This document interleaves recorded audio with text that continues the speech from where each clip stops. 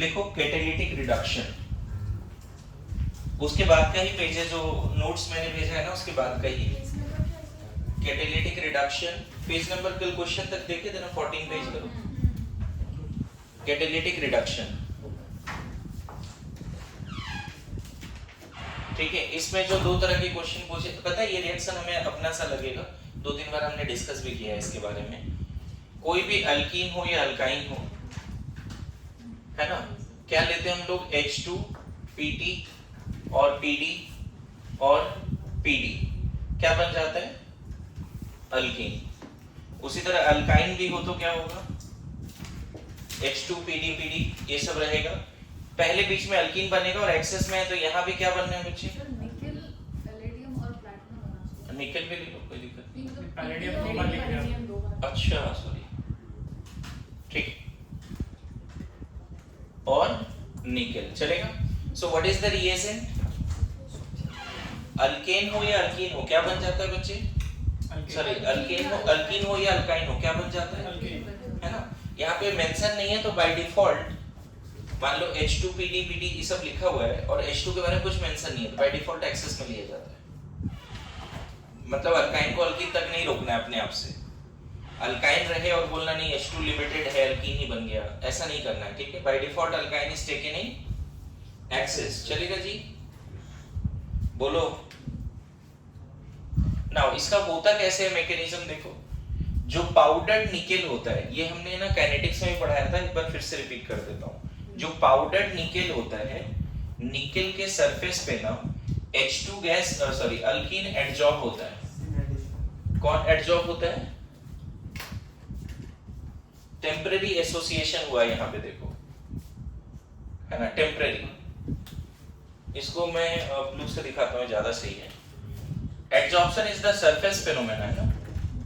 Pi electron cloud, ये जो nickel है ना उसका वैकेंट डी ऑर्बिटल के साथ टेम्पररी एसोसिएट हो गया।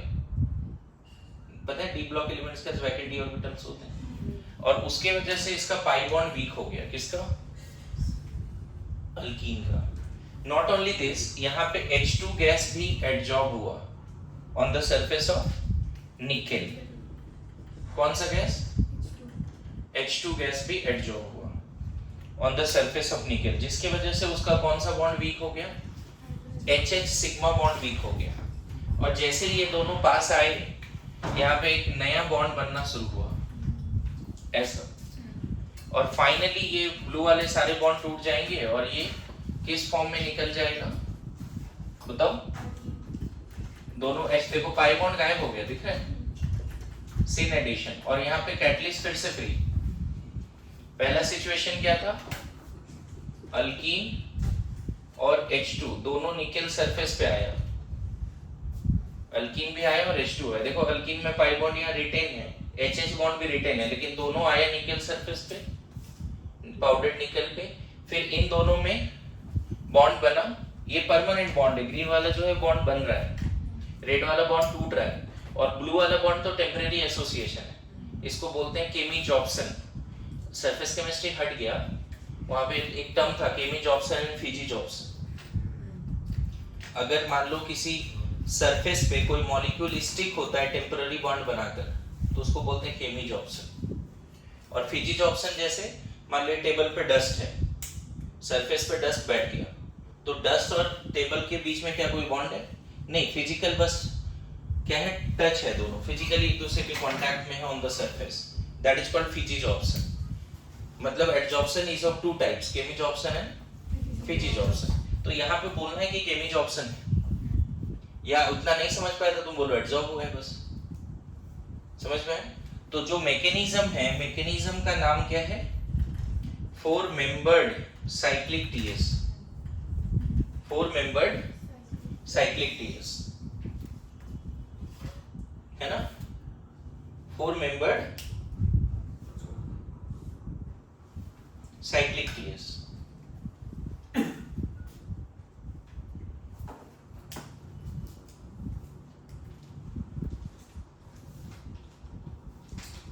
मैकेनिज्म का नाम क्या है जी, 4 मेंबर्ड साइक्लिक टीएस।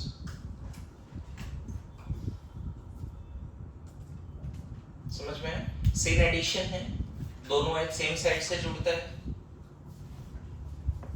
जल्दी लिखिए, इसमें ज्यादा। और पता है इस प्रोसेस में large amount of energy release होती है, that is called heat of hydrogenation. सुना है कभी? उस पे GOC1 में क्वेश्चन भी था कि इथीन जब H2 में रिएक्शन करेगा तो इथेन बनाएगा।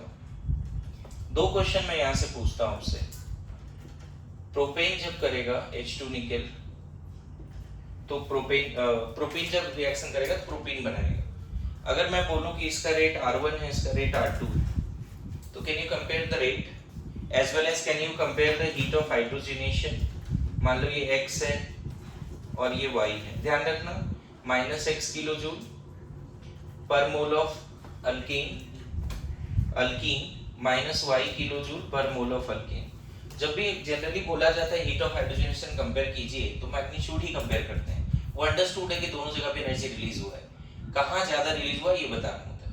मतलब अपने मन से नहीं बोलना है -200 है -400 है तो -400 मैथ्स के हिसाब से छोटा है, नहीं कुछ मेंशन है। जनरली क्वेश्चन में क्लियर कर देना चाहिए लोगों को, लेकिन अगर नहीं भी किया कि कंपेयर हीट ऑफ हाइड्रोजनेशन तो पहले तो रेट बताओ, जितना मैकेनिज्म उसके हिसाब से रेट बताओ जल्दी। मैं बताऊं, अभी तक आपने जितना भी कैटालिटिक पढ़ा है उस समय ऑर्गेनिक का टच नहीं था, अभी ऑर्गेनिक का भी टच रहेगा। मतलब ऐसा था कि हमने काइनेटिक्स केमिकल काइनेटिक्स पढ़ा तो दिया था, लेकिन वहां पे ये पढ़ाना था कि बीच में टीएस बनता है किसी भी रिएक्शन में। रिएक्टेंट और प्रोडक्ट, रिएक्टेंट और रिएजेंट पहले टीएस बनाता है फिर प्रोडक्ट बनता है, वहां वो कांसेप्ट से वो पढ़ाया गया था। यहाँ पे ऑर्गेनिक के हिसाब से पढ़ाया जा रहा है। तो सबसे पहले तो रेट कैसा डिसाइड होगा कि रेट कौन सा फास्ट है कौन सा स्लो है। तो यहाँ रट लेना कि जो अल्किन एडजॉर्ब हुआ उसके 1 2 3 4 पे अगर ग्रुप बहुत छोटा है H है तो TS स्टेबल बनेगा, क्राउडिंग नहीं होगी। और अगर 1 2 3 4 पे बड़े ग्रुप्स हैं तो जल्दी TS बनेगा नहीं। TS जल्दी बना नहीं मतलब एक्टिवेशन एनर्जी ज्यादा लगेगा। रिपीट कर रहा हूं, 1 2 3 पे अगर ग्रुप छोटे ग्रुप्स हैं तो कम एक्टिवेशन एनर्जी से TS बन जाएगा। और 1 2 3 4 पे बड़े ग्रुप्स हैं तो बहुत ज्यादा एक्टिवेशन पे TS बनेगा। तो बताओ कौन सा, उस हिसाब से बताओ। इसके 1 2 3 पे क्या है, सारे H हैं और इसके 1 2 3 पे क्या है जो एडजॉर्ब होगा, 3 H है 1 मिथाइल है। तो कहाँ ज्यादा क्राउडिंग है, सेकंड वाले में। तो नो डाउट आप बोल देना rate R1 faster than R2, इसमें कोई डाउट नहीं है। The alkene which is least crowded will be hydrogenated first, है ना। The rate of catalytic hydrogenation depends on the stability of transition state, 4-membered cyclic TS। 4-membered cyclic TS के stability पे depend करेगा। Rate of catalytic hydrogenation किस पे depend करेगा, 4-membered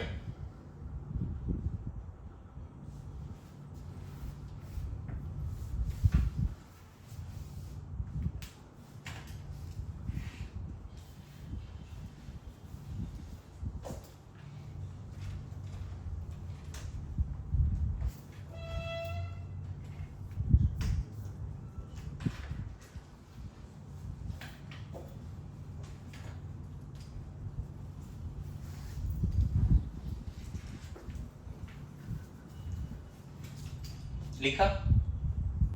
Mithilesh XY GOC1 का सवाल है। हाँ। फिर इसमें क्या कंफ्यूजन है, तो फिर stable the alkyne lower the heat of hydrogenation. हाँ इसमें स्टेबल कौन है, तो Y कम एनर्जी रिलीज करेगा। हो सकता है ये -200 हो, ये -220 हो, थोड़ा सा ज्यादा रिलीज करेगा इथीन। समझ में है? तो ये GOC1 का सवाल है, उसमें कंफ्यूज मत करो। मैं बताऊं आपको, जब मैंने GOC1 का PDF शेयर किया था कभी, तो उसमें 13-14 क्वेश्चन हीट ऑफ हाइड्रोजनेशन पे था लाइन से, और हीट ऑफ कंबशन पे भी वही सारे क्वेश्चंस थे।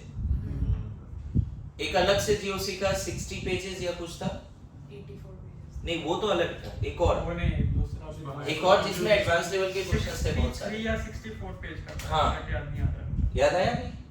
तो उसमें एक बार देख लो जाके, हीट ऑफ हाइड्रोजनेशन का सवाल। तो इसमें क्या लिखा है जज्बात, 4-membered cyclic TS कब स्टेबल होगा बच्चे, लीस्ट क्राउडेड। हाँ जब 1 2 3 4 पे, समझ गए। अब नीट में जेईई मेंस में ये सवाल आ रखा है कि alkyne which will reduce fastest ऐसा या स्लोएस्ट, है ना?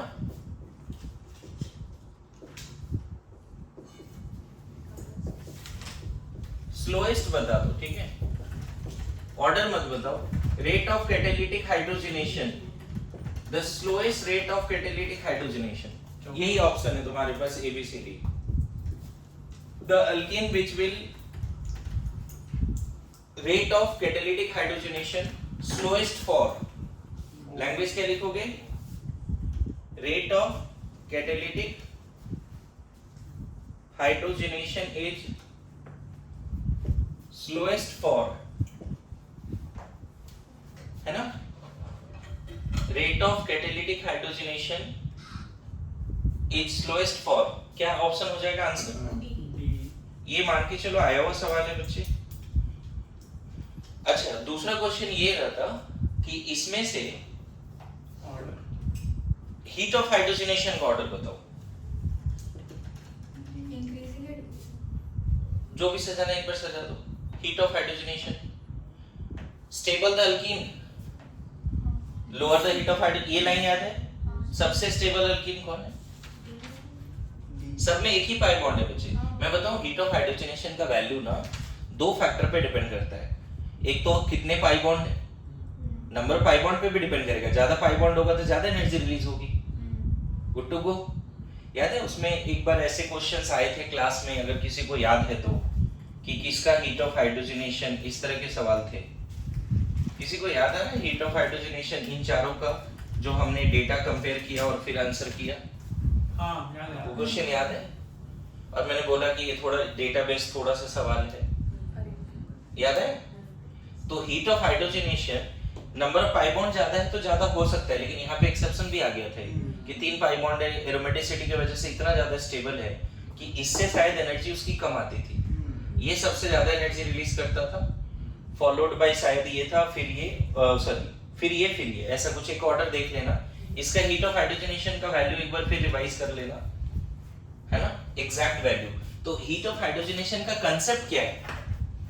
कांसेप्ट है directly proportional to number of pi bonds as well as inversely proportional to stability. कोई बोले कि क्या कांसेप्ट है तो क्या बोलेंगे? Directly proportional to. तो हीट ऑफ हाइड्रोजनेशन अगर इन सब में सजाना है ना बच्चे, एक तो इसका सजा लेना, एक होमवर्क दिया ये। मुझे लगता है किसी के पास अगर वैल्यूज लिखा हुआ है तो एक बार बताइए, अगर लग रहा है भाई तुरंत निकाल सकते हो तो। है कहीं लिखा हुआ? जीओसी 1 में होगा, रिएक्शन मैकेनिज्म 2 में नहीं होगा, जीओसी 1 में होगा ये वैल्यूज। नहीं ना, देखो मुझे जितना याद आ रहा है सबसे ज्यादा इसका था, फिर शायद बेंजीन, फिर ये, और सबसे कम इसका था। ऐसा एक बार देख लेना। सर इसमें ऑर्डर 4 to 3 आया। इसका क्या? हाँ, इसमें मैं बता देता हूँ, सबसे ज्यादा स्टेबल है 4th, सबसे कम वही, तो उसकी सबसे कम हो गई। फिर इसमें 9 है तो बी, इन दोनों में 6 है तो सी, क्योंकि सेम कार्बन पे 2 ज्यादा स्टेबल होता है। ज्यादा स्टेबल होता है, बढ़िया, वेरी गुड। फिर सी एंड सबसे कम, सॉरी सबसे ज्यादा ए, सिस अल्कीन का सबसे ज्यादा। देखो इसमें और एक ट्रांस में, इन तीनों में अगर मैं फिर से एक क्वेश्चन पूछूं, इन तीनों में बताओ तो ये रट लेना, 3 1 2। इन तीनों में हीट ऑफ हाइड्रोजनेशन का वैल्यू क्या होता है? सबसे कम 3 का, फिर 1 एंड सबसे ज्यादा 2। देखो अल्फा हाइड्रोजन कितना है? 3 3 6, अल्फा हाइड्रोजन 6, और यहाँ अल्फा हाइड्रोजन यहाँ भी 6। पता है अल्फा हाइड्रोजन 6 है, यहाँ थोड़ा क्राउडिंग है तो लेस स्टेबल है, यहाँ क्राउडिंग बिल्कुल भी नहीं है, ज्यादा स्टेबल है। और वो एक तरह का लीनियर कंजुगेशन बोलते हैं लोग, इसीलिए वो सबसे ज्यादा स्टेबल। अगर हर जगह अल्फा हाइड्रोजन 6 है तब स्टेबिलिटी के लिए एक तो डेटा वगैरह डेटाबेस हो गया, लेकिन सिस ट्रांस में डेटा भी नहीं है। सिस ट्रांस में तो याद रहता है हमें कि ट्रांस ज्यादा स्टेबल है। बोलो, तो चलो एक मौका मिल रहा है जीओसी 1 में heat of combustion, heat of और हाइड्रोजनेशन थोड़ा रिवीजन करना है। ओके, बोलो, इसका डेटा एक बार देख लेना। आज क्या है जिसको कर लेना बच्चे, सो कौन सा अल्कीन सबसे लेट से रिएक्ट करेगा? Rate of catalytic hydrogenation. देखो ऐसे भरे पड़े ना क्वेश्चन बच्चे, rate of SN1, rate of SN2, कौन सा अल्काइल हाइड्राइड सबसे पहले SN1 देगा? तो क्या कंसेप्ट है, स्टेबल कार्बोकेटायन बनेगा तो SN1 पहले दे देगा। याद आ रहा है? उसी तरह आपसे पूछ देगा कौन सा अल्कीन सबसे पहले अल्केन बनाएगा बाय रिएक्टिंग विद H2 निकल, तो आपको बोलना पड़ेगा the alkene which can form stable 4 membered cyclic TS, मतलब least crowded alkene will be hydrogenated first. Clear है? इसमें और ज्यादा डिस्कस करूं या इतना क्वेश्चन काफी होगा? एक होमवर्क यहाँ दिया फैक्चुअल। ओके, नाउ एक क्वेश्चन यहाँ पे नया आता है कि अभी बताओ, ये पहले नहीं सीखा होगा बच्चे, अभी सीख रहे हो फर्स्ट टाइम आप लोग, कि अगर इथीन का कैटालिटिक हाइड्रोजनेशन करा रहे हैं, है ना, और इथेन का करा रहे हैं, हाँ इथीन और इथाइन का, तो इस केस में रेट कंपेयर कर सकते हो क्या?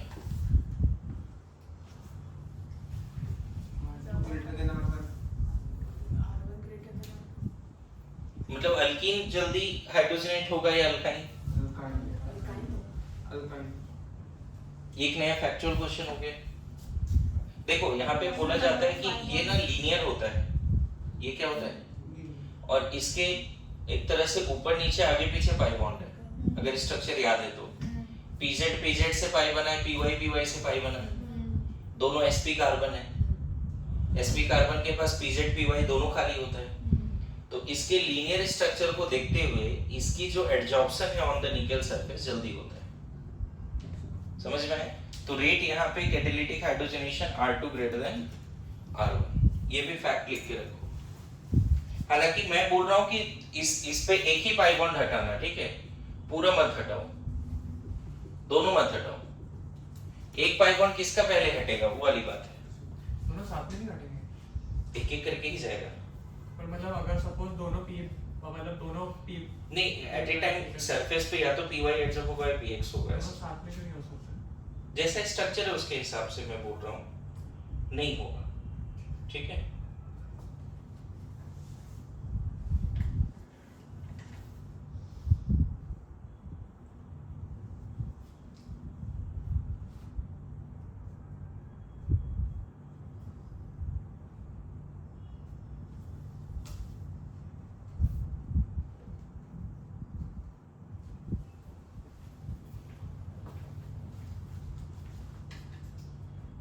इसमें देखिए alkyne have 2 pi bond and linear also,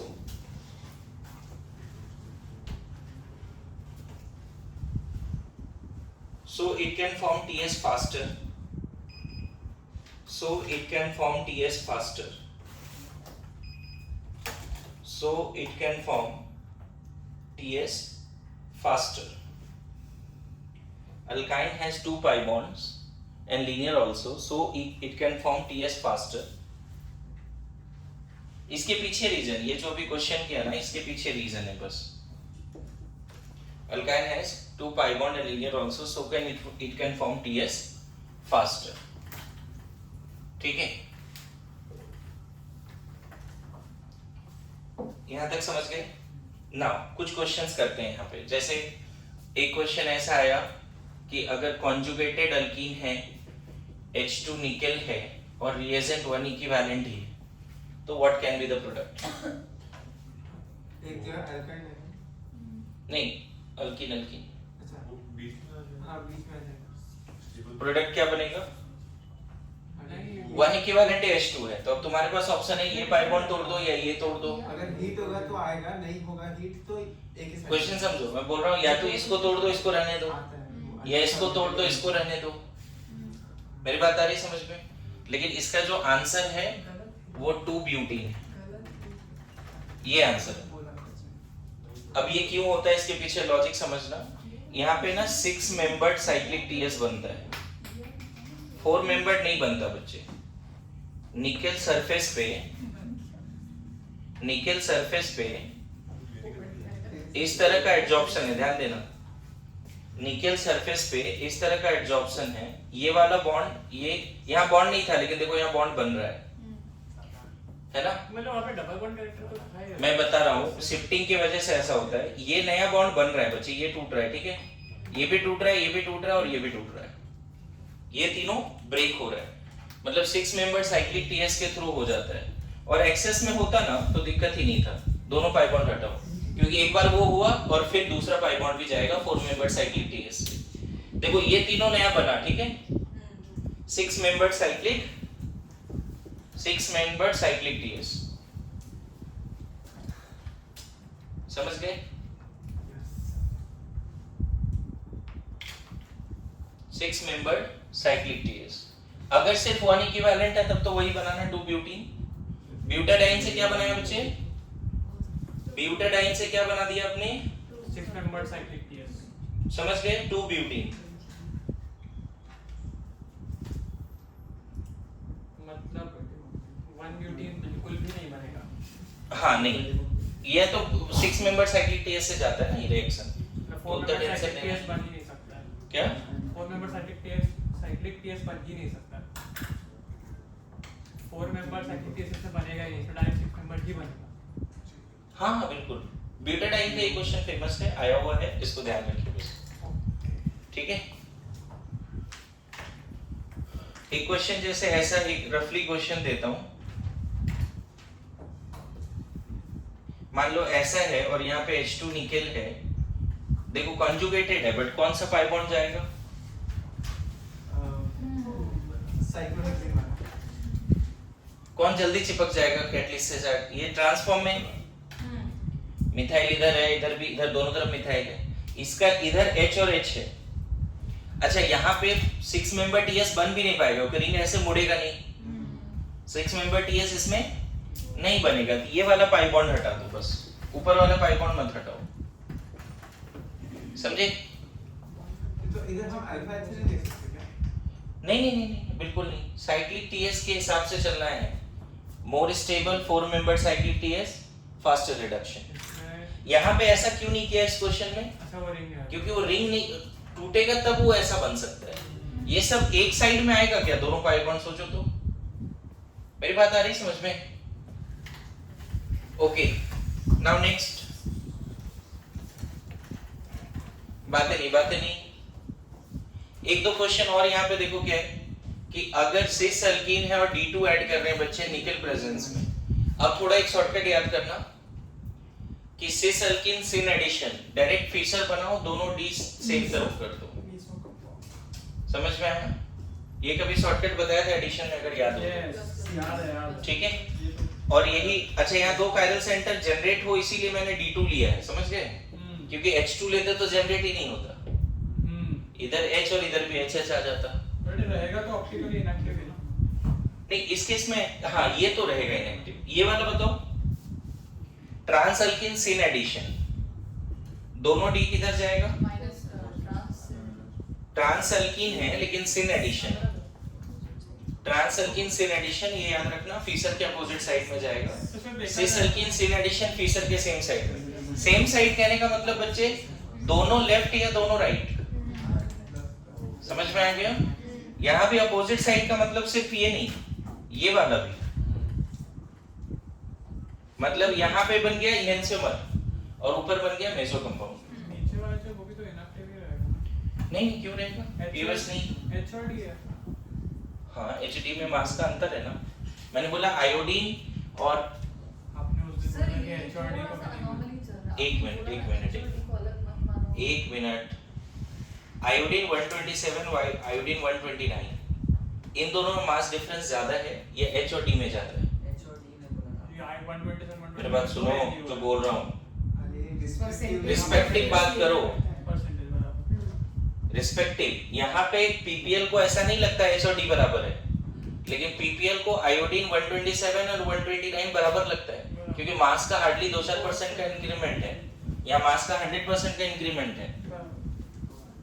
मुझे लगता है मैंने इस चीज को क्लियर नहीं किया उस दिन, अभी क्लियर कर दिया। हाँ ये बोला गुड टू गो। उस दिन हुआ था तो कंफ्यूजन में। रोहन ने पूछा और मैंने थोड़ा सा उसको एंटरटेन किया, वो बोला ओके, तो मैं आगे बढ़ गया। उसने बोला हाँ सर आ गया, तो मैं बोल दिया। वो परसेंटेज वाला समझा नहीं था, वो भी समझ में अभी समझ गए? हाँ। एक दो क्वेश्चन कैटालिटिक रिडक्शन में स्टीरियोकेमिस्ट्री से पूछ लेगा, तो ध्यान रखिएगा इसका बस। ठीक है,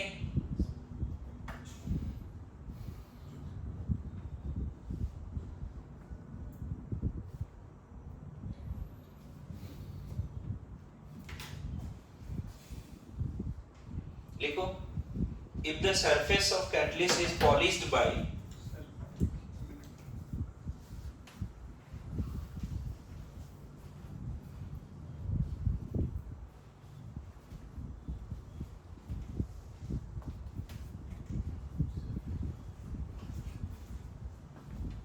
तो अगर बड़े एटम्स के ये रहे आइसोटोप्स रहे तो फिर यूजुअली वो ठीक है, लिखिए, if the surface of catalyst, कौन सा कैटलिस्ट? पाउडर्ड मेटल, कौन सा? निकेल, पीडी, पीटी, है ना?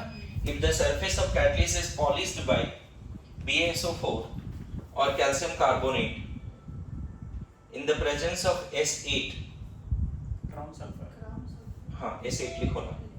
if the surface कौन सा surface जी? पाउडर्ड कैटलिस्ट, कौन सा powdered catalyst? Powdered nickel, mostly powdered PD, है ना? is polished by BaSO4 और calcium carbonate in the presence of S8 and isoquinoline, Poisoned by.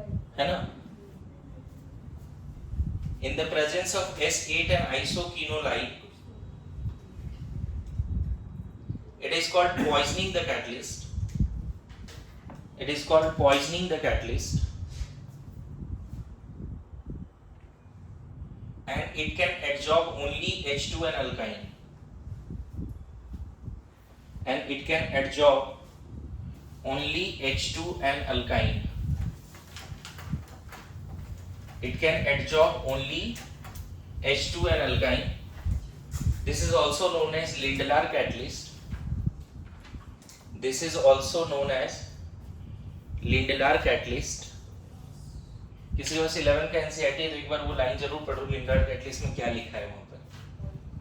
Hydrocarbon chapter में आपने पढ़ा होगा कभी ना कभी, 11th वाले एनसीईआरटी में। अरे हाइड्रोकार्बन देखो ना, टैब पे देखो क्या दिक्कत है उसमें, एनसीईआरटी मिल जाएगा टैब पे।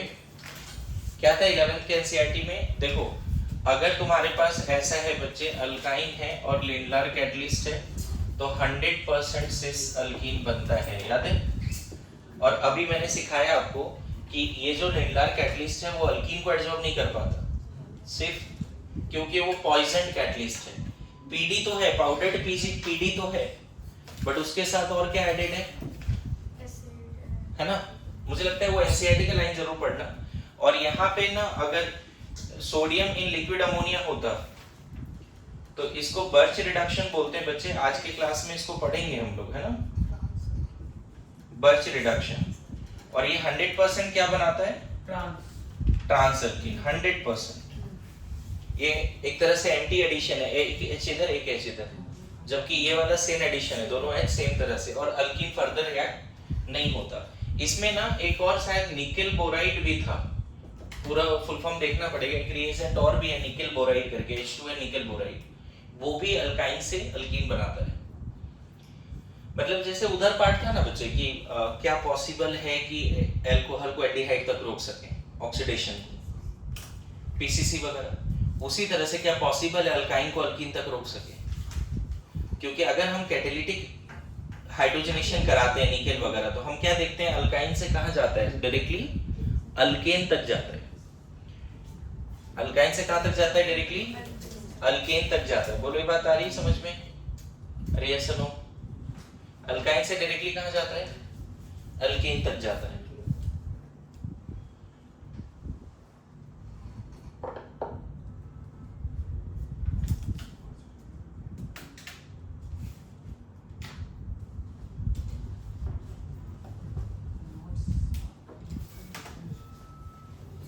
ठीक है, इसका मैकेनिज्म वगैरह भी हम डिस्कस करेंगे। मैं चाहता हूँ कैटालिटिक रिडक्शन का इसके बाद ना कुछ क्वेश्चंस है वो बोर्ड पे लिख दो। कौन लिखने वाला है? चलो जल्दी जल्दी, टाइम नहीं। चलिए कुछ क्वेश्चन कैटालिटिक रिडक्शन पे लिखा हुआ है, इसको डिस्कस कीजिए जल्दी से। Right all the questions. मतलब H2 निकेल आपको याद होगा जब हमने LiLH4 पढ़ लिया था तो ऐसे भी 10-15 क्वेश्चन किए थे लास्ट क्लास में, याद है? LiLH4 NaBH4 कल लास्ट क्लास में किया था ना 14 क्वेश्चन। तो उसी तरह से अभी हम मानते हैं कि कैटालिटिक रिडक्शन और बर्च रिडक्शन, लिंडार कैटलिस, ये सब हमें रफली आइडिया है। हालांकि हम बर्च रिडक्शन एक अलग हेडिंग देने वाले हैं अभी, है ना? फिर देखो नाइट्रो से क्या बन जाएगा बच्चे, क्या बन जाएगा? एमाइन। इससे बताओगे? जहां पाई बॉन्ड दिख रहा है ना, एक एक एच जोड़ेंगे, ट्रिपल बॉन्ड है ना बच्चे। यहाँ पे क्या है बताओ? RC ट्रिपल बॉन्ड N है। देखो कैसे करना है, एक एच यहाँ, एक एच यहाँ, और फिर एक एक एच ऐसे प्राइमरी एमीन। इस वाले में याद कर लेना, नाइट्रो अल्केन को एमाइन में चेंज करना है तो आपके पास 3 रिएजेंट एनसीईआरटी में, जिसमें एक मैंने यहाँ भी लिखा है, और 2 रिएजेंट और है, SnHCl और FeHCl। ये एमाइन चैप्टर में पढ़ेंगे। 3 ही रिएजेंट है नाइट्रो अल्केन से एमाइन बनाने के लिए, और नाइट्राइल से एमाइन बनाने के लिए ये LiLH4 भी था, कल लास्ट क्लास कराया था, याद करो। लास्ट क्लास से क्वेश्चन था, क्या नाइट्राइल से एमाइन बन सकता है? LiLH4 के प्रेजेंस में बनता था। इवन NaBH4 रिएक्ट नहीं करता था। पूरा याद करने वाली बात है। हाँ, आइसोसाइनेट से 2 डिग्री एमीन बना दो बच्चे। क्या बना दो? 2 डिग्री एमीन। इससे अल्कोहल, सर हाँ, सिर्फ पाई बॉन्ड तोड़ना है, सिर्फ पाई बॉन्ड तोड़ना है। जैसे LiLH4 होता था ना, वही है। एक एच यहाँ है, एक एच यहाँ है, बस। सर एक डाउट था, समझ गए? एल्डिहाइड कीटोन निकेल से नहीं, इसमें वो नहीं हटता, नाइट्रो में हट जाता है, एल्डिहाइड कीटोन में नहीं हटता, याद रखना। नाइट्रो वाली में हट गया कैटालिटिक रिडक्शन से, बट एल्डिहाइड कीटोन में अल्कोहल बन के रह जाता है। बोलो बोलो। वो आइसोसाइनेट जो उसमें बढ़ जाए जो है वो सिन एडिशन होता है ना, तो उसमें फिर वो दो पहले एच एच ऐड होता है, फिर दोनों एच कार्बन पे कैसे गए, वो पूछना था।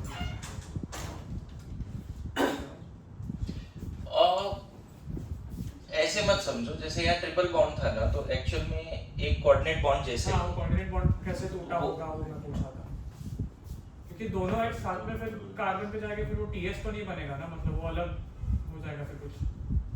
देखो मैकेनिज्म देखना पड़ेगा ऑब्वियसली, लेकिन होता ही है। हाँ, वो तो मेरे बात समझ रहे हो? वो जो एग्जैक्टली तुम अल्कीन के जैसे एनालाइज कर रहे हो उस तरह से मत करो, बस ये बोल रहा हूं, लेकिन होता ये, ठीक है? इस वाले में, इसमें ना फीसद के हिसाब से सोच रहे हैं बच्चे। देखो ना, सब ग्रुप अलग है ना, तो एक तरह से सिस है ना, ये सिस है, सिन एडिशन। तो क्या करना है यहाँ पे?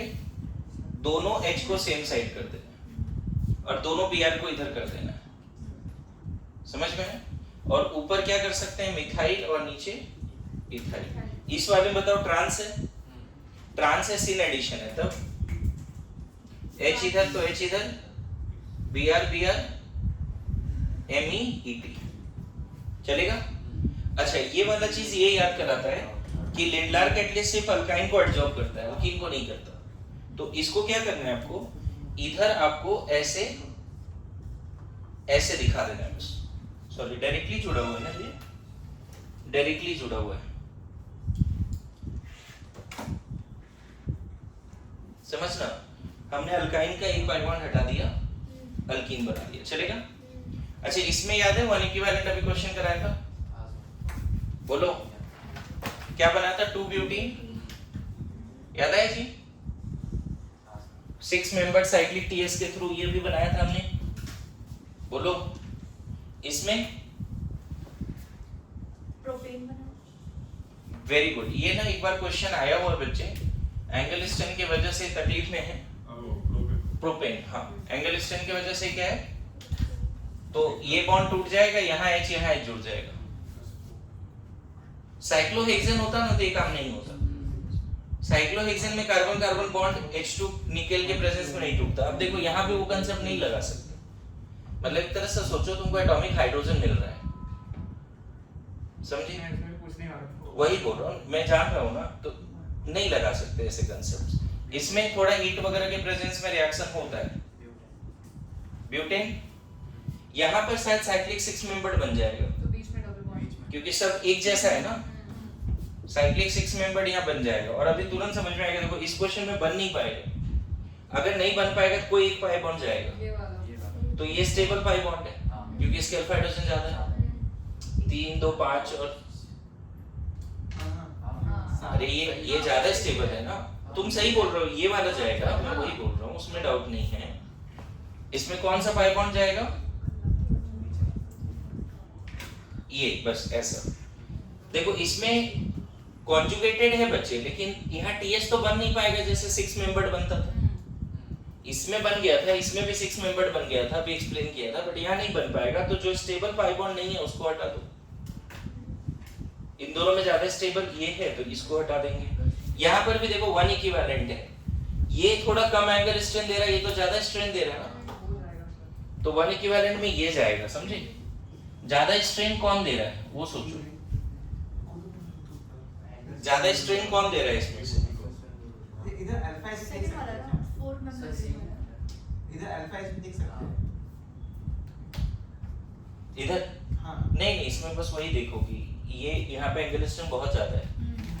अगर ये sp2 है तो होना चाहिए 120, है 90। मेरी बात समझ रहे हो? अगर ये sp3 हो जाता है तो एंगल स्ट्रेन में अच्छा खासा कम आता है। 100 sp3 में 109 होना चाहिए, है 90।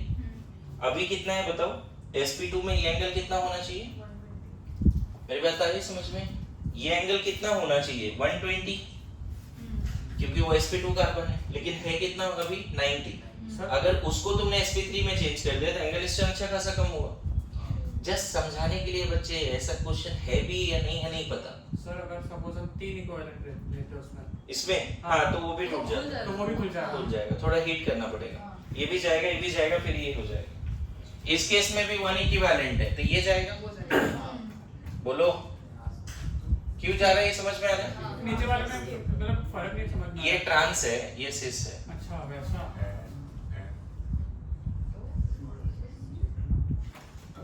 तो सिस वाला जल्दी टीएस बनाएगा ना बच्चे, ये वाला जल्दी टीएस बनाएगा, ये नहीं बना पाएगा। अरे सेम साइड से जाता है ना, दोनों हाइड्रोजन सेम साइड से, तो क्राउडिंग कम करेगा 4 मेंबर्ड साइक्लिक टीएस में। बोलो 4 मेंबर्ड साइक्लिक टीएस में क्राउडिंग कम होगा। आ रही है समझ में? मुझे ये बताओ कि कैटालिटिक सरफेस पे ये जल्दी एडजॉर्ब होगा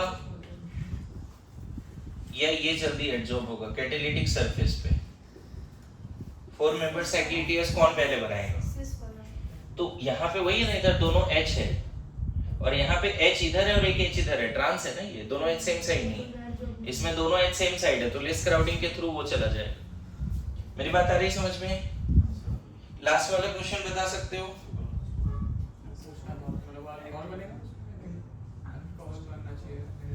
देखो जब कॉन्जुगेटेड होता है तो फिर से 6 मेंबर साइक्लिक टीएस बनाना है, बीच में डबल बॉन्ड आके फिर हाँ उसको इनॉल भी बनाना पड़ेगा। बाप रे। कितना कार्बन है? 1 2 3 ना, इनॉल बना 6 मेंबर साइक्लिक टीएस के थ्रू होगा, लेकिन इसको फिर ऑटोमराइज करा दो। तो एक तरह से क्या देखने को मिला, कौन सा गया 1 इक्विवेलेंट से? ये वाला गया 1 इक्विवेलेंट से, ये पाई बॉन्ड गया, ये नहीं गया। अगर कॉन्जुगेटेड है तो ये पाई बॉन्ड गया, ये नहीं गया। कैसे हुआ होगा ये रिएक्शन समझ रहे हो? साइक्लिक 6 मेंबर्ड, ये वाला क्वेश्चन। यहाँ ऑक्सीजन है, क्या दिक्कत है? 2 पाई बॉन्ड है ना, back to back open cycle है, सीसी बॉन्ड के बाद रोटेशन पॉसिबल है, तो 6 मेंबर्ड साइक्लिक टीएस बनेगा। और 6 मेंबर्ड जब साइक्लिक टीएस बनेगा, क्या अच्छे से समझाओ इधर कि कोई क्वेश्चन में कंफ्यूजन रह गया है? सुनो तुम लोग डाउट नहीं पूछ पाते, don't think about this, doubt पूछो, सबको कंफ्यूजन होता है। जो लोग लेक्चर देखेंगे उनको भी कंफ्यूजन होगा कि नहीं आ रहा है समझ में, पूछो ना क्या सोच रहे हो। इसमें कहीं कोई दिक्कत इधर नहीं, वो वाला लास्ट वाला मैं समझाता हूँ। ये दोनों अच्छा क्वेश्चन आया हुआ है एग्जाम में। इन दोनों में 6 मेंबर्ड बन जाएगा। कैसे 6 मेंबर्ड बन जाएगा मैं थोड़ा समझा देता हूँ। देखो इधर वाला पार्ट लिख लिया ना सबने? देखो ये वाला जो क्वेश्चन है बच्चे, इसमें निकेल के सरफेस पे ना, निकेल के सरफेस पे देखो ये ऐसा एडजॉर्प्शन हो रहा है, ये कार्बन और ये कार्बन एडजॉर्ब हो गया निकेल सरफेस पे, क्लियर हुआ? और HH भी एडजॉर्ब हो गया जिसका ये बॉन्ड वीक हो गया। तो यहाँ पे पता है ना, यहाँ दो नया बॉन्ड बना, ये बॉन्ड टूटा, ये बॉन्ड भी टूट रहा है, ये भी टूट रहा है, यहाँ नया बॉन्ड बन रहा है। देखो तो 6 मेंबर साइक्लिक TS बना कि नहीं बना इस वाले केस में? बोलो सिंपी, इस वाले केस में कौन कौन सा बॉन्ड टूट रहा है बताओगे? ये पाई बॉन्ड, ये पाई बॉन्ड, देखो यस नो। और बन कौन सा रहा है? H जो है कॉर्नर पे जोड़ रहा है, पता है दोनों H यहाँ और यहाँ जोड़ रहा है, और ये पाई बॉन्ड वापस आ रहा है। अरे यस नो, तुम ना इस तरह का TS अगर नहीं बना सकते तो एक चीज और देखो, शायद तुमको हम ट्रांसफर हाइड्रोजनेशन के थ्रू समझा सकते हैं। देखो देखो देखो, ये पार्ट शायद तुम्हारे लिए अच्छा जाएगा। अगर मान लो यहाँ H और H है, ठीक है, यहाँ बॉन्ड है, ट्रांसफर हाइड्रोजनेशन का कंसेप्ट देखो, शायद समझ जाओगे तुम। इधर सब लोग ध्यान देना, ये बॉन्ड यहाँ, ये बॉन्ड यहाँ, ये बॉन्ड यहाँ, लेकिन ये एक साइड में होना चाहिए। अगर ये ऐसा होता ना अपोजिट साइड में तो ये नहीं बन पाता, जो कि यहाँ नहीं बन पाया। ये सब एक तरफ पॉइंटिंग था सर्कल की तरफ, ऐसे हाफ सर्कल जैसा। दोनों पाई बॉन्ड हाफ सर्कल बनाए तो 6 मेंबर्ड साइक्लिक TS बन सकता है, लेकिन यहाँ दोनों pi bond back to back तो है, लेकिन हाफ सर्कल बना रहेगा। इसीलिए कोई एक को हटाओ, तो कौन से वाले को हटाओगे? जो लेस स्टेबल है। गुड टू गो, बोलो। इस वाले में कंफ्यूजन नहीं होना चाहिए, ये उतना एंगल स्ट्रेन नहीं है, 1 इक्विवेलेंट ही AC को हटाना होगा, क्योंकि यहाँ एंगल स्ट्रेन ज्यादा है। ठीक है, 16 नंबर क्वेश्चन एक बार डिस्कस कर देता हूँ फिर से। 16 नंबर क्वेश्चन में लोगों को डाउट हो सकता है ना? है? हाँ। 16 नंबर में देखो ऐसा ही है, यहाँ पे क्या है, CH2 है। मैं उसको ना सिंगल बॉन्ड के अबाउट ना मैं तुम्हें एक हाफ सर्कल बना के समझा देता हूँ, बिल्कुल ऐसा ही दिखता है वो। देखो सिंगल बॉन्ड के अबाउट CH2 इधर ऐसे रखो, देखो ऐसा है, ये एल्डिहाइड ग्रुप है, दिख रहा है? नीचे तुम क्या रखने वाले हो? Single bond CH double bond O, ऐसा रखा। 2 H यहाँ पे लिया है तुमने, जिसमें सिंगल सिंगल बॉन्ड है, क्योंकि 1 इक्विवेलेंट H2 ही दिया हुआ है। इस क्वेश्चन में लिख लेना, हर जगह 1 इक्विवेलेंट H2 है। क्या हो जाएगा देखो, कैसे साइक्लिक चलेगा। देखो ये बॉन्ड यहाँ, ये बॉन्ड यहाँ, ये बॉन्ड यहाँ, क्या बन गया देखो। तो एक H यहाँ आया, पाई बॉन्ड बीच में आ गया, ये पाई बॉन्ड टूट के यहाँ OH। बताओ ये शायद CH3 CH double bond CH OH, क्या ऐसा दिखेगा ये अभी? अब इसका टॉटोमराइज कर दे, ये H फिर यहाँ आ जाएगा। तो जैसे इसको टॉटोमराइज किया क्या बनेगा? CH3, यहाँ क्या, ये वाला H यहाँ आ गया तो CH2, यहाँ पे डबल बॉन्ड नहीं रहेगा, सिंगल बॉन्ड, यहाँ क्या रहेगा CH और इधर डबल बॉन्ड। तो तरीके से कौन सा पाई बॉन्ड गया? ये वाली गया ना। इसको और इसको देखो तो ये पाई बॉन्ड तो एज इट इज अभी भी है, CHO में छुपा हुआ है पाई बॉन्ड, गया कौन सा? ठीक है, लास्ट वाले क्वेश्चन का आंसर बताओ। यहाँ तो 4 मेंबर्ड नहीं बन पाएगा बच्चे, कंजुगेटेड भी नहीं है और 1 इक्विवेलेंट है। बोलो 5 मेंबर नहीं, 6 मेंबर्ड नहीं बन पाएगा, 8 9 मेंबर्ड ऐसे भी नहीं बनता। मेरी बात समझ में आ रहा है? क्या लग रहा है? लास्ट क्वेश्चन आंसर बताओ। मुझे तो लग रहा है बोलिए। देखो इसमें ये याद रखना कि जो पोलर पाई बॉन्ड है वो जल्दी जाता है, बस इतना है। तो एक और बनेगा ना, है ना? कंसेप्ट क्या है, ये हटेगा ये नहीं हटेगा, 1 इक्विवेलेंट है ना बच्चे, तो इसको ऐसे ही रहने दो, इस डबल बॉन्ड को ऐसे ही रहने दो। क्या सबने गेस कर पाया था इसको? क्या नहीं? एक इक्विवेलेंट H2 है ना बच्चे, इसको तोड़ दे, HS डाल दे बस। एल्डिहाइड कीटोन कैटालिटिक रिडक्शन से क्या देता है? अल्कोहल। अल्कोहल, एल्डिहाइड हो जाएगा, दो इक्विवेलेंट होता है, ये भी जाता है ये भी जाता है, लेकिन अगर वन इक्विवेलेंट है तो पोलर पाई बॉन्ड को जल्दी लेके जाओ। नोट में लिख लेना कि polar pi bond gate saturated faster, polar pi bond gate saturated faster. शायद आपके नोट्स में दिया है।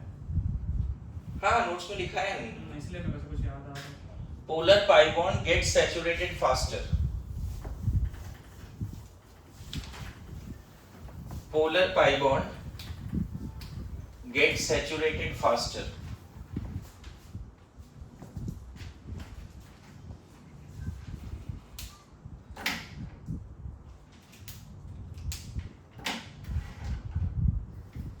Polar pi bond gets saturated faster.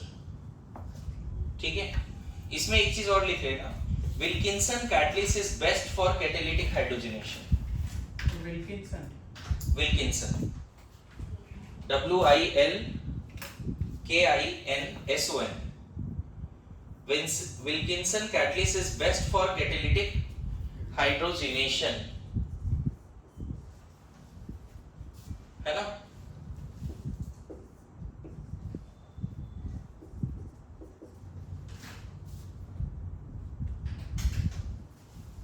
Wilkinson catalyst, पूरा नाम क्या है इसका? ट्राइफेनाइल फॉस्फाइन टीम क्लोराइड नहीं है, सॉरी मैंने गलत लिख दिया, RH क्लोराइड, इसको सही कर लेना। ट्राइफेनाइल रोडियम, ये कौन सा मेटल है? तो उधर ट्राई नहीं है क्या? नहीं उधर ट्राई नहीं, ट्राइफेनाइल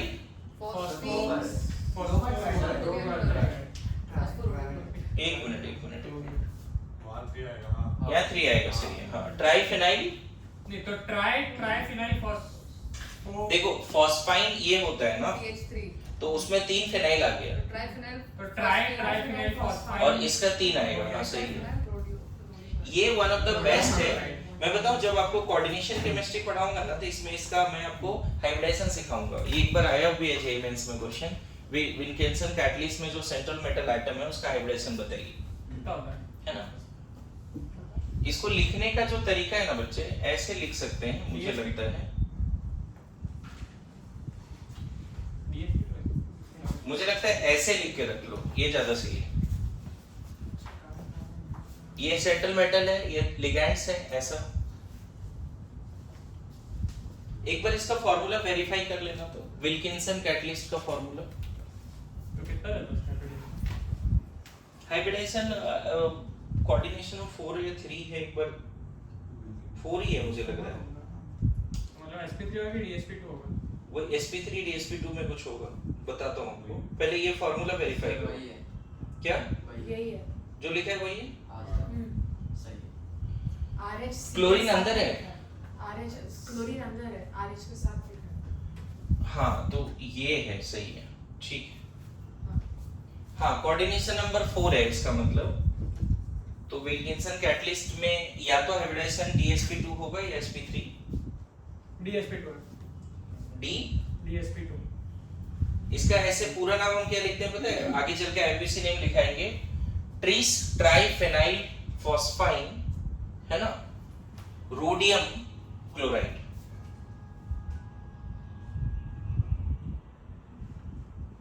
मतलब यहाँ पे ऐसे समझो कि जो रोडियम है ना वो किससे कनेक्टेड है बताओगे? 3 बार फास्फोरस से कनेक्टेड है, और हर फास्फोरस किससे कनेक्टेड है? बोलो, हर फास्फोरस किससे कनेक्टेड है? 3 फेनाइल से, समझ गए? और यहाँ एक क्लोरीन भी, इस तरह से। ये सारे कोऑर्डिनेट बॉन्ड है बच्चे, एक कोऑर्डिनेट 2 3 4। कोऑर्डिनेशन केमिस्ट्री तो कोऑर्डिनेट बॉन्ड होता है, सेंट्रल मेटल आइटम और लिगैंड के बीच में कोऑर्डिनेट बॉन्ड होता है। ये सेंट्रल मेटल आइटम है और ये सारे लिगैंड्स हैं, ये इस तरह का कोऑर्डिनेट बॉन्ड है, समझ रहे हैं? ऐसा। तो ये स्क्वायर प्लेनर होगा ना? हाँ स्क्वायर प्लेनर होगा, DSP2 भी होगा। तुमने कोऑर्डिनेशन केमिस्ट्री पढ़ लिया है क्या? नहीं तो इंट्यूशन, ठीक है, प्लेनर भी है, और ये बेस्ट कैटलिस्ट है फॉर कैटालिटिक हाइड्रोजनेशन। और इसका नाम भी मेरी बात आ रही है समझ में? नाउ लिखो, लास्ट पार्ट है, जल्दी लिखो। तो बर्च रिडक्शन। ये दोनों क्वेश्चन समझ में आए सबको? अगर दिक्कत है तो बताओ। इस वाले में 6 मेंबर साइक्लिक टीएस के थ्रू पहले इनॉल बनेगा, फिर टोटोमराइज हो जाएगा तो लगेगा एल्डिहाइड रिटेन हो गया, अल्कीन गायब हो गया। और इस वाले में 6 मेंबर साइक्लिक टीएस बन ही नहीं पाएगा, है ना? TsP2 का शायद आपने थोड़ा बहुत बताया था जी, उसके बाद मॉलिक्यूलर नहीं, बॉन्डिंग थोड़ा सा पार्ट बताया था हमने कि वो भी होता है, उसमें भी ज्योमेट्री होती है। मैं भी भूल जाता हूँ कभी कभी, चलो कोई नहीं, हो जाएगा, कोऑर्डिनेशन केमिस्ट्री में कर लेंगे। अभी लिखना है बर्च रिडक्शन। इसको क्या पढ़ेंगे? बर्च ही पढ़ेंगे ना। रिएजेंट क्या है बच्चे? Na in liquid ammonia. Reagent क्या है? Sodium in liquid ammonia. या लिथियम भी ले सकते हो ना, और लिथियम इन लिक्विड अमोनिया लिख के रखो।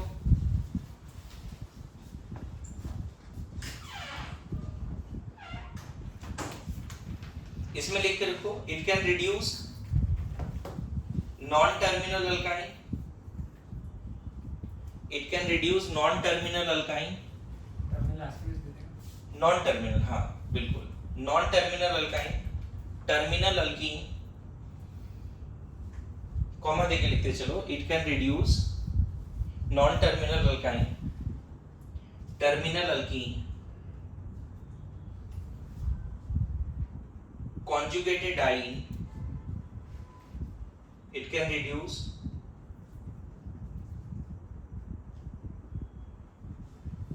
क्या लिखा? Non terminal alkyne, terminal alkene, conjugated आइन, बेंजीन, हाँ बेंजीन को भी रिड्यूस करता है। और बेंजीन में कोई ग्रुप लगा है ना, जनरली वो एसिडिक ग्रुप ना हो, हाँ बेंजीन को और सब्स्टिट्यूटेड बेंजीन भी लिख लेना।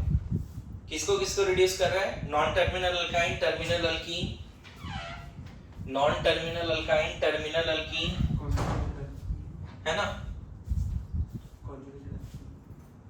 Non terminal alkyne, terminal alkene, conjugated diene, benzene as well as phenol क्यों नहीं करता? बताएंगे एसिड बेस रिएक्शन की वजह से। लिख लो, it does not reduce generally terminal alkyne, it does not reduce generally terminal alkyne, non-terminal alkene, phenol, etc. It does not react करता है, reduce नहीं करता। मैं बोल रहा हूँ react कर जाएगा। किससे react नहीं करेगा? मतलब रिडक्शन के हिसाब से react नहीं करेगा फिनॉल से। किस से? देखो इधर लिख देता हूँ, टर्मिनल अल्काइन से रिड्यूस नहीं करेगा, इसको नहीं करेगा, फेनॉल को नहीं करेगा, इन सबको जनरली वो रिड्यूस नहीं करता है क्योंकि ये बेस भी है अल्कली। आपने जनरली बोला, मतलब फिर कभी मतलब और हो सकता है लिस्ट में, लेकिन इतना याद कर लिया तो काम हो जाएगा। इस सिलेबस में भी नहीं है, मैं बताऊं बस एक सिलेबस में ये है कि नॉन टर्मिनल अल्काइन का बर्च रिडक्शन करते हैं तो 100% ट्रांस अल्कीन बनता है, बस इतना ही है। अभी तुम्हें एक्स्ट्रा इंफॉर्मेशन दे रहा हूं मैं कि किसको रिड्यूस कर देता है, नॉन टर्मिनल अल्काइन को, टर्मिनल अल्कीन को, बेंजीन को, और कोई ग्रुप लगा हुआ है तो भी कर सकता है, बट ग्रुप जनरली एसिडिक नहीं होना चाहिए। देखो इन सबको रिड्यूस कर देता है, इसको भी कर देता है, लेकिन यहाँ OH नहीं लेना, और इन सबको रिड्यूस नहीं करता है। मैंने क्या जज्बात लिखा है समझ में आ रहा है? किसको किसको रिड्यूस कर देता है? नॉन टर्मिनल अल्काइन को, टर्मिनल अल्कीन को, बेंजीन को, बेंजीन में कोई ग्रुप जुड़ा हुआ है तो मान लो मिथाइल वगैरह जुड़ा हुआ उसको भी कर देगा, NO2 जुड़ा हुआ है कर देगा, OH नहीं होना चाहिए। और फिर COH भी नहीं हो सकता ना? हाँ एसिड बेस रिएक्शन हो जाएगा, बिल्कुल बिल्कुल। ये उसको भी नहीं करेगा। इसको नहीं करेगा, इसको भी नहीं करेगा, और अगर फेनॉल है तो उसको, मैं बताऊं जितना सिलेबस में उससे डबल ट्रिपल इंफॉर्मेशन दे दिया हूं, ज्यादा इंफॉर्मेशन दे दिया हूं। अब देखो होता कैसे इसका प्रोसेस, सुनो टाइम नहीं है, मैं इसको कंप्लीट करना है एज सुन एज पॉसिबल, ठीक है? थोड़ा सा साथ दो अगर नहीं समझ में आ रहा है। सर कोई लॉजिक बता देना अल्कली और बेसिक सा। मतलब सोडियम खुद में बेस है ना, तो वो एसिड से रिएक्ट करेगा। This reaction fast. कोई भी कंपाउंड में अगर एसिडिक हाइड्रोजन होगा तो सोडियम लिथियम उससे रिएक्ट कर जाएगा, इसलिए अल्काइन से भी नहीं करेगा क्या? एसिडिक टर्मिनल अल्काइन, ठीक है? तो देखो इसमें होता क्या बच्चे, नॉन टर्मिनल अल्काइन अगर है और तुम इसको सोडियम इन लिक्विड अमोनिया कर रहे हो तो बन जाता है क्या 100%, 100% क्या बच्चे, ट्रांस, है ना? मैं क्विकली इसका मैकेनिज्म बताने जा रहा हूं, बताऊं? बोलो। ये आपके सिलेबस में है, हाइड्रोकार्बन के मॉड्यूल में है, ठीक है? देखो होता क्या है, सोडियम से इलेक्ट्रॉन आता है, सोडियम से मेटल इलेक्ट्रॉन देता है। मेटल ने इलेक्ट्रॉन दिया, यहाँ H+ तो है नहीं इलेक्ट्रॉन लेने के लिए, इस कंपाउंड में H+ है क्या इलेक्ट्रॉन लेने के लिए? नहीं है। ये कहां से इलेक्ट्रॉन आया बच्चे? सोडियम से। सोडियम किस में टूट गया? Na+ और इलेक्ट्रॉन में। मेरी बात आ रही समझ में? अब क्या होगा, चूंकि ये sp कार्बन है, ज्यादा इलेक्ट्रोनेगेटिव है, तो वो फ्री इलेक्ट्रॉन इधर उधर घूमेगा नहीं, बल्कि इस कार्बन के पास जाएगा। क्यों? क्योंकि वो sp कार्बन है, मोर इलेक्ट्रोनेगेटिव है। जिस कंटेनर में सोडियम लिक्विड अमोनिया है उसी में अल्काइन डालने से क्या होगा? पहले तो ये बता दूं, जिस कंटेनर में सोडियम और लिक्विड अमोनिया है वहां अमोनिएटेड इलेक्ट्रॉन होता है, मतलब जो इलेक्ट्रॉन निकला ना उसको अमोनिया ने हाइड्रेट किया। जैसे Cl- को वाटर कैसे हाइड्रेट करता है, उसी तरह से पता है फ्री इलेक्ट्रॉन सॉल्यूशन में एग्जिस्ट नहीं करती। इलेक्ट्रॉन जब भी होता है किसी आयन के साथ होता है। फ्री इलेक्ट्रॉन अमोनिया सॉल्यूशन में मिलता है कभी कभी। अमोनिया में अगर मेटल डालोगे ना तो इलेक्ट्रॉन और Na+ और इलेक्ट्रॉन निकलेगा और उस इलेक्ट्रॉन को अमोनिया क्या करता है? हाइड्रेट करता है, जिसको हाइड्रेट नहीं बोलो, अमोनिएटेड इलेक्ट्रॉन बोलो। मतलब फ्री इलेक्ट्रॉन थोड़े टाइम के लिए कहां एग्जिस्ट करता है? Ammonia solution. और वो इलेक्ट्रॉन जैसे अल्काइन के कांटेक्ट में आएगा, अगर किसी भी ऑर्गेनिक कंपाउंड के कांटेक्ट में आएगा, अगर उसके एसिडिक हाइड्रोजन है तो वो इलेक्ट्रॉन उसके पास जाएगा और H बना के H2 बना देगा। Good to go. वो जो फ्री इलेक्ट्रॉन अमोनिया में घूम रहा था, अमोनिएटेड इलेक्ट्रॉन, अगर ऑर्गेनिक कंपाउंड में H होगा तो वो इलेक्ट्रॉन H के पास जाएगा, मतलब H+ है तो गया और H बना दिया, और बहुत सारे H आपस में जुड़ के क्या बना देंगे? H2। यही वजह है कि जब भी सोडियम वगैरह अल्कोहल से रिएक्शन कराते हैं तो देखते हो H2 गैस निकलता है पॉप अप साउंड के साथ। सोडियम का रिएक्शन विद अल्कोहल, याद करो विलियमसन सिंथेसिस में एल्कोक्साइड लेते थे, लेकिन एल्कोक्साइड कैसे बनाते थे? अल्कोहल एंड सोडियम से। याद है वो रिएक्शन? जब भी आप अल्कोहल को सोडियम से रिएक्शन कराते हो क्या बनता है? RO- Na+ plus half mole H2। कैसे हुआ? इसने इलेक्ट्रॉन किसको दिया? इस हाइड्रोजन को, जो कि ऑब्वियसली इलेक्ट्रॉन डेफिशिएंट है वो हाइड्रोजन, वो अबाउट टू फॉर्म H+, तो इसका इलेक्ट्रॉन इस पे आया, हाइड्रोजन एटम बना, हाइड्रोजन एटम जुड़ के क्या बना देगा फिर? H2। उसी तरह से यहाँ पे, लेकिन क्या हुआ यहाँ पे, नॉन टर्मिनल अल्काइन के केस में एसिडिक हाइड्रोजन है नहीं, तो फिर इस अमोनिएटेड इलेक्ट्रॉन को कहां जाना पड़ा? sp कार्बन पे, लेकिन वो 5 बॉन्ड तो बना नहीं सकता, तो उसने एक बॉन्ड तोड़ा। अब देखो यहाँ पे दो सिचुएशन मैं तुम्हारे सामने रखता हूं। एक जो फ्री इलेक्ट्रॉन है, ध्यान देना, इस तरह की चीजें बना देते हैं। ये बॉन्ड अगर टूटा बच्चे तो इसके पास एक एम्प्टी ऑर्बिटल आया, लेकिन उसमें एक इलेक्ट्रॉन आ गई, और ये बॉन्ड जैसे इधर गया तो इसके पास एक लोन पेयर आया।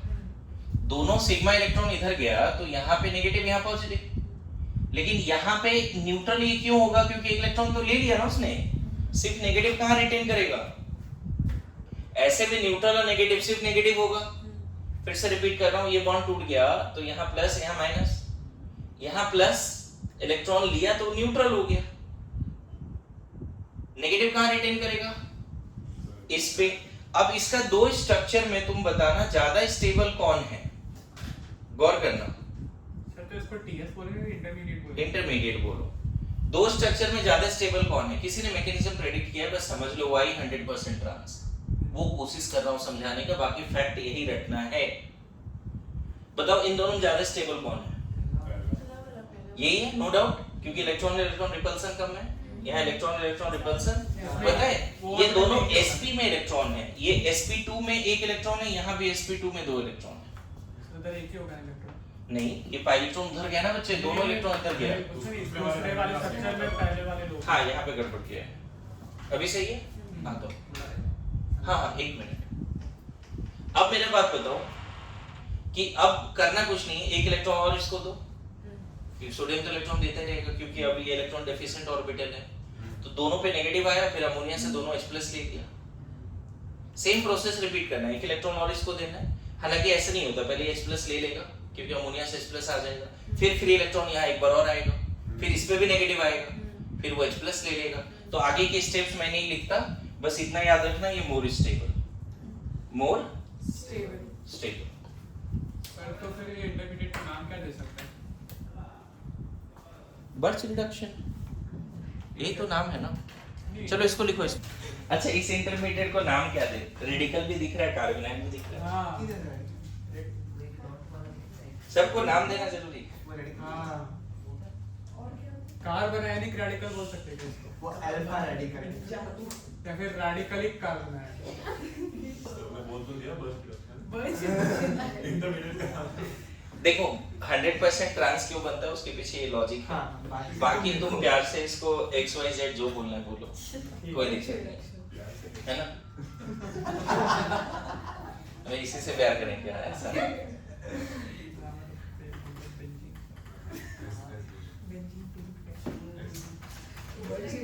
सो अब बताओ, ये टर्मिनल अल्काइन के साथ फेनॉल के साथ क्यों नहीं होगा? ये बात आ रहा है समझ में? अगर तुमने फेनॉल ले लिया, सोडियम लिक्विड अमोनिया ले लिया, तो दिक्कत आएगी ना। डायरेक्ट क्या बनेगा? Sodium phenoxide, acid base reaction ही हो गया ना बच्चे, बोलो। अच्छा, टर्मिनल अल्काइन ले लिया तब तो क्या बन जाएगा? एसिड बेस रिएक्शन करो, मतलब वो इलेक्ट्रॉन किसके पास चला गया? वो जो फ्री इलेक्ट्रॉन था वो किसके पास गया? इलेक्ट्रॉन डेफिशिएंट सेंटर पे नहीं गया, H+ के पास गया। तो इसीलिए मैं बोला कि ये दोनों रिड्यूस नहीं होता। तीसरा, टर्मिनल अल्कीन क्यों नहीं होता? क्योंकि ऑलरेडी वो इलेक्ट्रॉन रिच माना जाता है। टर्मिनल अल्कीन होता है ना, non terminal alkene, non terminal alkyne किसी भी तरह का रिएक्शन ही शो नहीं करेगा, क्योंकि इलेक्ट्रॉन रिच अल्कीन पे इलेक्ट्रॉन ही कैसे अटैक करेगा? रिपल्सन होगी। ये ऑलरेडी इलेक्ट्रॉन रिच है, एक तो दोनों तरफ से डोनर भी लगा हुआ है। sp कार्बन पे इलेक्ट्रॉन चला गया था, sp2 कार्बन sp3 कार्बन पे क्यों भी जाएगा इलेक्ट्रॉन? Free electron. नहीं सर, एक बार फिर से बता। मैं बोल रहा हूँ कि एसिडिक हाइड्रोजन भी नहीं है, हाँ, और ये दोनों रिएक्ट ही नहीं करेगा। मैं ऐसी बातें बोल रहा हूँ क्योंकि हाँ, ये भी न्यूक्लियोफाइल है और इलेक्ट्रॉन भी न्यूक्लियोफाइल है। समझ में आया? ये कैसे न्यूक्लियोफाइल है? क्योंकि इलेक्ट्रॉन पाई- रिच है, हाँ, बट अल्कीन नहीं है, इलेक्ट्रॉन रिच। अल्काइन नहीं, अल्काइन नॉन टर्मिनल अल्काइन नहीं है, वो sp कार्बन है, वहां पे इलेक्ट्रॉन जाता है, ऐसे समझ। अब बोलो वहां दो पाई बॉन्ड है। अच्छा ये बताओ, इलेक्ट्रोफिलिक एडिशन अल्कीन पहले देता है अल्काइन पहले देता है? अल्कीन पहले देता है, क्योंकि वहां sp कार्बन है, वो पाई इलेक्ट्रॉन्स को अच्छे से, अपने पाई इलेक्ट्रॉन को अच्छे से होल्ड करके रखा है और बाहर से भी पाई इलेक्ट्रॉन ले सकता है। इलेक्ट्रोनेगेटिविटी पता है sp कार्बन का 3.25 के आसपास होता है। समझ में आ रहा है? मतलब देखो, ये समझाने के लिए किसी तरह याद हो जाए, ऐसे याद ना भी हो तो चलेगा। जो सबसे मेन काम था कि नॉन टर्मिनल अल्काइन का बर्च रिडक्शन से क्या बनता है? नॉन टर्मिनल अल्काइन का बर्च रिडक्शन से क्या 100% क्या बनता है बच्चे? सर तो ठीक है। उधर तो दो पाई बॉन्ड, उधर तो दो पाई लोन पेयर थे ना। कार्बन की हाइब्रिडाइजेशन देखो, उसकी इलेक्ट्रोनेगेटिविटी देखो, तो इलेक्ट्रॉन ज्यादा नेगेटिव ज्यादा तो ज्यादा अच्छे से होल्ड कर पाएगा ना उसके लिए। इसीलिए तो इलेक्ट्रॉन लिया ना उसने, बाहर से भी लिया, अच्छा, अपने ठीक है, हाँ, इलेक्ट्रॉन वैसे को सोच होल्ड, सकते हैं, वैसे सोच अपने इलेक्ट्रॉन को भी होल्ड करके रखा है और बाहर से अमोनिएटेड इलेक्ट्रॉन को भी ले लिया। समझा, वैसे समझा। सिचुएशन ये है। देखो प्रैक्टिकल ये था कि नॉन टर्मिनल अल्कीन रिएक्ट नहीं करता, यह रिड्यूस नहीं होता, तो हम बोलेंगे इलेक्ट्रॉन यहाँ नहीं आया क्योंकि ऑलरेडी इलेक्ट्रॉन रिच है। ऐसी वाली समझने वाली बात है। वैसे वो इलेक्ट्रोनेगेटिविटी वाला समझा। ठीक है। और टर्मिनल अल्काइन क्यों नहीं रिड्यूस हुआ? वही एसिडिक हाइड्रोजन था इसलिए एसिडिक हाइड्रोजन। फेनॉल क्यों नहीं रिड्यूस हुआ? फेनॉल क्यों नहीं रिड्यूस हुआ? अब फाइनल ये आएगा या नहीं आएगा इस पे ध्यान दो। लिखने का काम बाद में करना, अभी लिखो मत, टाइम नहीं है, बाद में लिख लेना। इधर देख, अगर बेंजीन का अगर ये तुम कराते हो तो आइसोलेटेड अल्कीन बनता है। ये रिएक्शन रटना पड़ेगा बस। बेंजीन का अगर बर्च रिडक्शन कराते हो तो क्या बनता है? आइसोलेटेड अल्कीन बनता है। ठीक है, मेरी बात समझ में आ रहा है? अब ये कैसे हुआ इसके पीछे मैकेनिज्म भी बता देता हूं। फिर से वही वाली बात है बच्चे, हमने NI लिखा है। Sorry, sodium in liquid ammonia, इसको सही कर लो। मैं बोला लिखना नहीं है, प्लीज इधर समझिए, नहीं लिखना है, रुक के लिखो बाद में। इधर मुझे कंप्लीट करने दो ये पार्ट। इलेक्ट्रॉन ना किसी एक कार्बन पे आ गया। अब देखो यहाँ पे फिर कंफ्यूजन है कि सर अभी बोल रहे थे अल्कीन पे नहीं आ रहा है, फिर इधर इलेक्ट्रॉन को लेके जा रहे हो। मैं कुछ नहीं कर सकता, ऐसे ही है। सीधा बात हुई, है तो है बस। ठीक है। और एक मान सकते हैं, इधर जो बॉन्ड ऑर्डर है, इधर पाई बॉन्ड रेजोनेंस कर रहा है, इसलिए Delocalized। कोई नहीं कर सकता। डीलोकलाइज्ड है, मतलब ऐसे अगर मैं बोलूं कि एक मिनट एक चीज समझो, अल्कीन और बेंजीन में ज्यादा इलेक्ट्रॉन रिच कौन है पर पाई बॉन्ड के हिसाब से? अल्कीन, क्योंकि उसका पूरा इलेक्ट्रॉन डिस्पर्स्ड है। हालांकि मैंने ये बोला है कि मेन रिएक्शन ऑफ बेंजीन और substituted benzene is electrophilic substitution reaction या इलेक्ट्रोफिलिक एरोमेटिक सब्स्टिट्यूशन। लेकिन यहाँ पे सोडियम इन लिक्विड अमोनिया में इतना ज्यादा रिएक्टिव इलेक्ट्रॉन है कि बेंजीन पे भी जाता है और ये पाई बॉन्ड टूट गया। क्या बन गया फिर यहाँ पे? ध्यान देना, यहाँ नेगेटिव और यहाँ एक ऑड इलेक्ट्रॉन। क्यों ऐसा हुआ? यहाँ ऑड इलेक्ट्रॉन क्यों आया? अगर ये बॉन्ड तोड़ा तुमने तो यहाँ नेगेटिव यहाँ पॉजिटिव, लेकिन उसने एक इलेक्ट्रॉन ले लिया। अच्छा, ये इलेक्ट्रॉन ना बच्चे, ये ज्यादा स्टेबल नहीं है, तुरंत रेजोनेंस करके आगे जाएगा। ये इंटरमीडिएट ज्यादा स्टेबल है। अब इसके बाद का फ्यूचर तुम्हें बहुत बहुत सिंपल लग रहा होगा कि यहाँ H+ और यहाँ एक इलेक्ट्रॉन और आएगा, यहाँ भी H+। इलेक्ट्रॉन्स को मैक्सिमम डिस्टेंस पर रखने का पॉसिबिलिटी है यहाँ पर, तो हम रेजोनेंस करके या रेडिकल को रेजोनेंस कर दो या नेगेटिव को कर दो, तो इलेक्ट्रॉन 1,4 पे चला जाएगा, दोनों pi bond back to back आ जाता है। और इसके बाद क्या करना है बताओ? अमोनिया से एक H+, फिर से अमोनिएटेड इलेक्ट्रॉन यहाँ, फिर से यहाँ नेगेटिव, फिर ही अमोनिया से एक H+। तो कभी भी आप बेंजीन को बर्च रिडक्शन कराओगे, आइसोलेटेड डाइईन बनेगा, साइक्लोहेक्सेन डाइईन, कंजुगेटेड नहीं, कैसा? आइसोलेटेड। यही मेजर प्रोडक्ट है, ठीक है। अब लिखना नहीं है, इधर देख।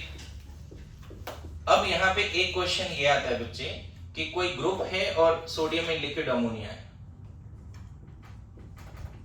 समझना। तो आपके पास दो ऑप्शन है यहाँ पे कि दो पाई बॉन्ड को आप इस तरह से भी रख सकते हो और आप ऐसे भी रख सकते हो। अब इसमें से कौन सा आंसर होगा, ये एक क्वेश्चन है। वो कौन बताएगा? वो डिपेंड करेगा ग्रुप पे। मेरी बात समझ रहे हो? फिर से रिपीट करो, बेंजीन में बस आइसोलेटेड बना दो, ये कंफ्यूजन ही नहीं है। कैसे हुआ? एक इलेक्ट्रॉन आया बेंजीन पे, फिर से वो रेडिकल एनायन इंटरमीडिएट बना जो ये बोल रहा था, और वो मैक्सिमम डिस्टेंस पे लेके गए, फिर यहाँ H+, यहाँ एक और इलेक्ट्रॉन, यहाँ नेगेटिव, फिर यहाँ H+, बन गया ये। पूरा मैकेनिज्म नहीं लिख रहा हूँ, बस समझाने के लिए लिख रहा हूँ ताकि किसी तरह याद रह जाए, क्योंकि सिलेबस में नहीं है। मेरी बात आ रही समझ में? ओके। इस वाले में एक चीज मैं बता दूं, तुम खुद गेस करो, अगर NO2 है तो क्या होना चाहिए? Sodium in liquid ammonia. तो देखो, अगर मान लो इलेक्ट्रॉन यहां आता है तो नेगेटिव यहां आएगा, फिर नेगेटिव उठ के यहां पहुंच जाएगा, और यहां नेगेटिव ज्यादा स्टेबल है ना NO2 की वजह से। मतलब इस केस में अगर NO2 -M- electron withdrawing group है ना बच्चे, तो इलेक्ट्रॉन को पैरा पे ही अटैक करो, पैरा पे। जो फ्री इलेक्ट्रॉन होगा यहाँ आएगा, वैसे ही बनेगा। इलेक्ट्रॉन जैसे यहाँ ये इलेक्ट्रॉन इधर गया, यहाँ नेगेटिव, यहाँ डॉट, लेकिन फिर उस नेगेटिव को रेजोनेंस करके यहाँ पहुंचा दो, तो 1,4 पे यहाँ डॉट यहाँ नेगेटिव और बीच में पाई बॉन्ड इधर इधर, तो यहाँ एकदम 100% श्योर है, तुमने सही सोचा है, ये बनेगा। क्लियर है? लेकिन अगर यहाँ मिथाइल होता तो दूसरा वाला तो डायरेक्ट अल्फा से भी हो जाएगा। मिथाइल होता तो दूसरा तो यहाँ पे तुम थोड़ा मैकेनिज्म ध्यान रखना, यहाँ पे ऐसा बनाओ, तो अल्फा से भी सोचता कि कौन सा ज्यादा स्टेबल रहेगा। ठीक है? ऐसा बनाओ।